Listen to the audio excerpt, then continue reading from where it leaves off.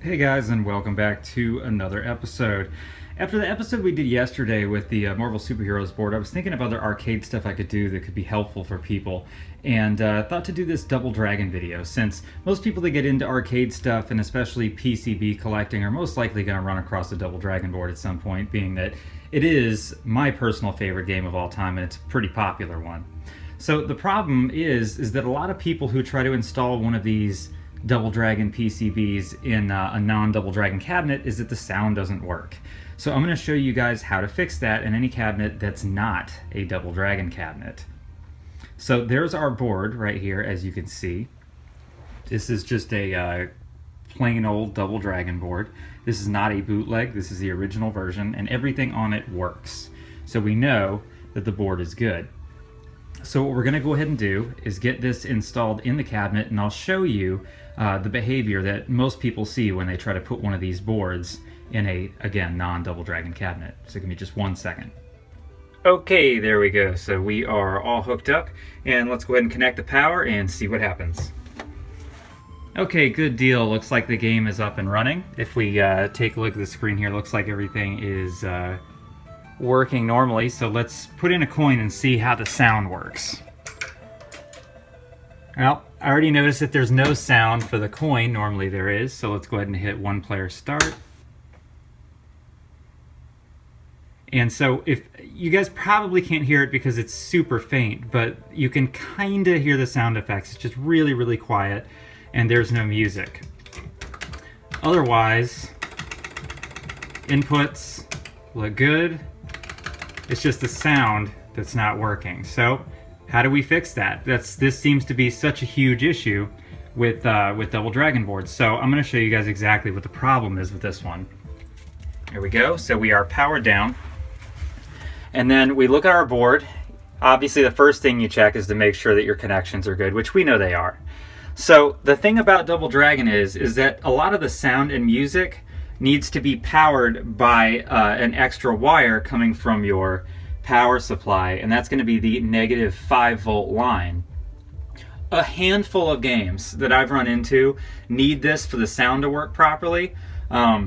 Again, just like I referenced yesterday, Time Killers and Bloodstorm both need it for the sound and music, and Double Dragon is probably the most infamous as far as games that require this extra wire. So once I heard about that, needing that extra wire, I went ahead and took a look at my power supply, and again, it's real dark in here, but when I took a look, I noticed that there was a wire coming from the negative 5 and going to this connector right here that you can see.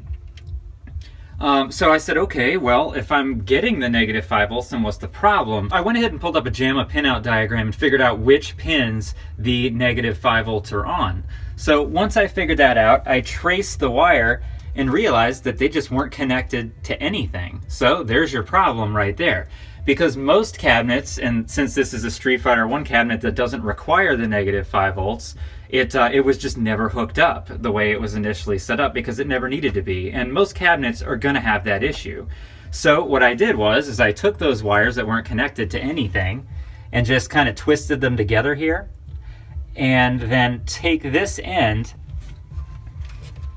and you can just kind of slide it into, see where that extra hole is there on the connector? So we know we have it coming in from the back side. We just need it from the front. So I'm not going to be able to actually, you guys can see what I'm talking about. You just take this end here and you put it down into this little connector. So obviously I can't do that with one hand. So I'm going to go ahead and do that real quick, and then we're going to turn the power on and see if it makes a difference.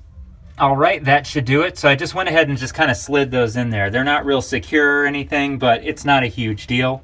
We're going to go ahead and let that rest back down there where it was.